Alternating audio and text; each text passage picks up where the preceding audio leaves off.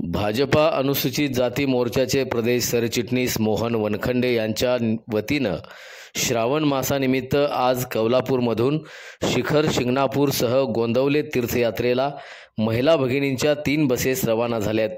यावेळी महिलांनी मोहन वनखंडे यांना दीर्घायुष्यासह यशस्वी होण्याच्या शुभेच्छा दिल्यात।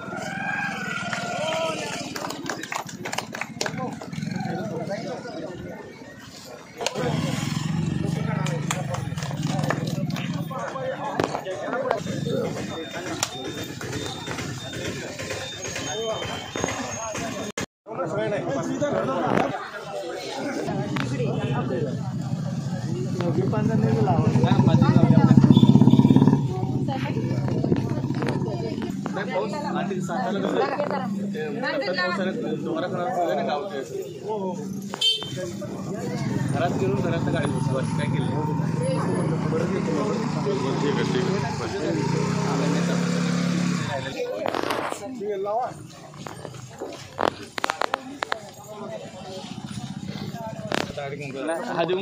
आपल्या गाडी